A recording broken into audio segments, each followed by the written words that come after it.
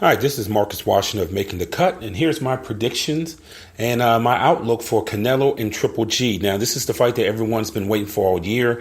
I would temper the enthusiasm when you say that this could be fight of the year or fight of the century or fight of the decade.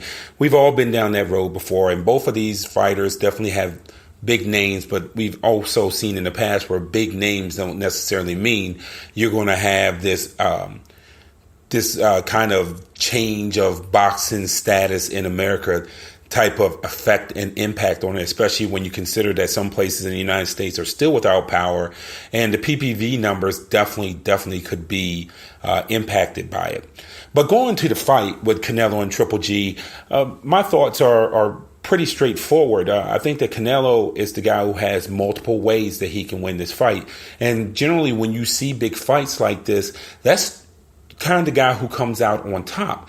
Canelo can beat you by standing in front of you. Canelo can beat you by moving around. He can create angles. He has a beautiful jab that's not only a scoring jab, but a jab that can do damage along with the left hook. Triple G, of course, has been one of the most exciting fighters that we've seen over the past few years. Had a sterling record and hadn't been challenged until his fight with Jacobs.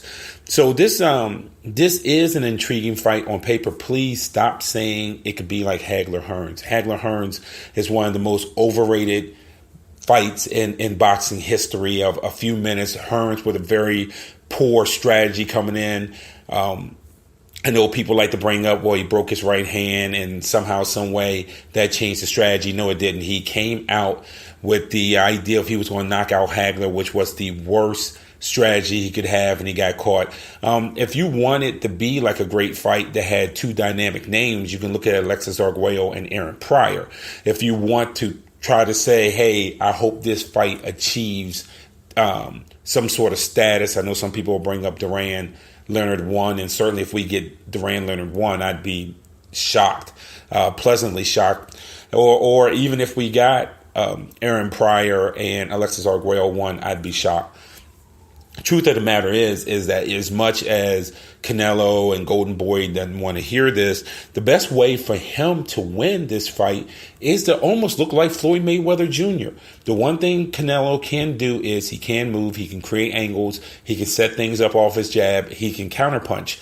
The one thing he can't do in this fight is lay up off the ropes and counterpunch. Some of the habits you've gotten when you have fought C-level competition like James Kirkland and Chavez Jr., fights that frankly were guys who were going to stand in front, get sloppy when they throw punches, and allow Canelo to be able to counter all night and set up his power punches. So he was able to lean up against the ropes in those fights without fear that something bad was going to happen.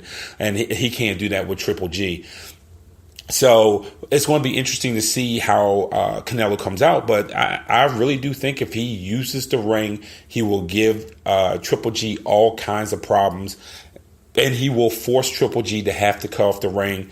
Something that a lot of fighters have not been able to do with Triple G, or they do it, but then they can't score effectively. Canelo can do both.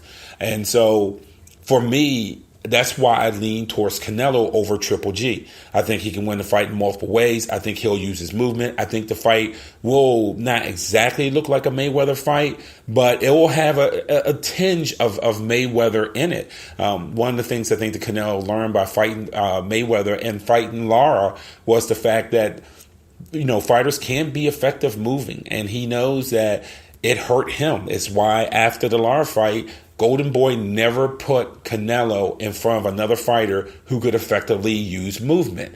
So there was a reason why he fought, like I said, the Kirklands and the Kirklands of the world and the Chavez Juniors of the world. For Triple G, I think he's in a situation where he has to win by Canelo making mistakes. If Canelo makes mistakes, obviously Triple G could win this fight. But it has to be Canelo giving him an opportunity to let him capitalize off a mistake. It's what I used to say about Floyd Mayweather. Floyd Mayweather was going to control the tenor of the fight, and he was going to control your ability to win. Canelo will be in the same situation come Saturday night. He is going to control Triple G's ability to win. Now, is he as smart and as skilled as Floyd Mayweather in the ring? No. So that does leave the door open for Triple G fans. But I think he'll do enough. He'll win this fight by decision. I don't think it's going to end up being one of the super fights outside of its two names that most casual fight fans know. But I do think it's going to be a quality fight, and I look forward to it.